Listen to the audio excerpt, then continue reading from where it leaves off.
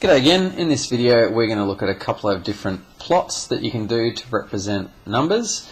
First one is going to be a dot plot, and I'm just going to go straight to an example because it won't make any sense if I explain it to you. Let's just do an example of it. Now let's say that we asked all the students in the production this year how old they are. So let's have a look at their ages. And they said the following. It was an 11-year-old, a 13-year-old, 15-year-old, a 13-year-old, an 11-year-old, a 12-year-old, 11-year-old, a 14-year-old, and a 12-year-old. That's all the ages of the students that we interviewed.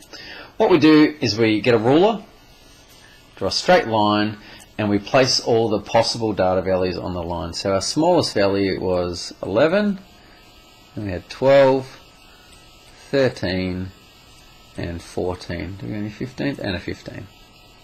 15, okay? And so each data value that we come along, we draw a dot above the line to represent a data value.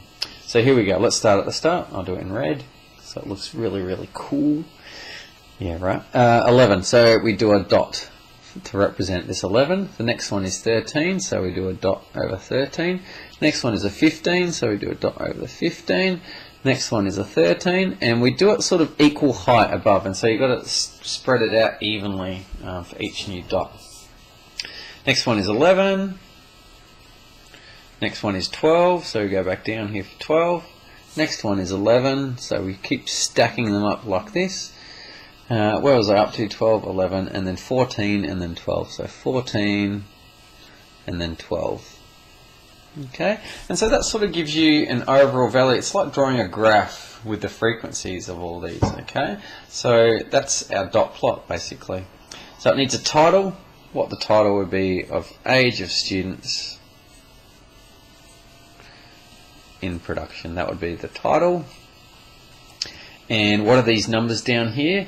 They're the ages in years. Okay, so there's my units happening down there.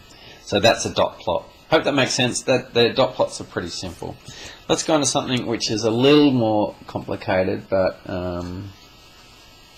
hopefully not too bad. A stem and leaf plot. Now a dot plot is used when you've got really simple data without sort of much going on, but a stem and leaf plot is something a bit more involved. So let me explain a bit more. Let's do an example. Let's say you had weights of people. So let's say we measured everyone. We had 62 kilos, had 51 kilos, had 32, 41, 53, 59. I'm just making crap up, so just disregard me. 59, 61, 40, 52, and 57. Okay, so there's my values. We measured how many people, it doesn't matter, a certain amount of people, and there were their weights. Let's try to represent this in a stem and leaf plot.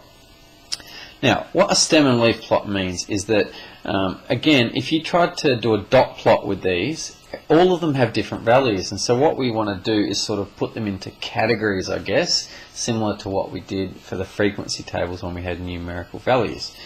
And what we sort of say is that, we'll say 51, right? We had 51. What we sort of say is that 5 can be the stem. In other words, let's have a look at different stems. That stem is 6, that stem is 5, 3, 4, 5, etc. And that'll give us roughly, well, what do we got? 3, 4, 5, 6. That'll give us 4 different stems in all this data. So that's the stem. And the bit that's left over, so the number, is called the leaf. And so it sort of helps put all the data values into different intervals, different sets. So that's what we're trying to do here. Let me sort of give you an example to actually do this to explain. Okay. So what we're going to do is we're going to put all the stems on the left. So let's have a look at all our possible stems. Like we said, we've got 6, 5, 3, 4, 5, 5, 3. So the stems we have are 3, 4, 5, and 6. So we write them 3, 4, 5, and 6, and we draw a line sort of next to it. These are our stems. And basically what we do is we go through all the data and just write all the numbers next to the stems as leaves. So let's do this. I'll show you what I mean. 62. 62 has a stem of 6 and a leaf of 2. So we write down 62 by putting a 2 in here. That number represents 62. The next number we have is 51. So what do we do in here? We write down 51. That number represents 51. Next, 32 goes up here. Next, 41, we do a 1 in here. Next, 53, where does that go? Well, it's a bit like a dot plot on the side. We've got a number that's in the 50s, and so that goes in here. So 53 goes here. This number represents 53. And then 59 would go here. 39 would go here.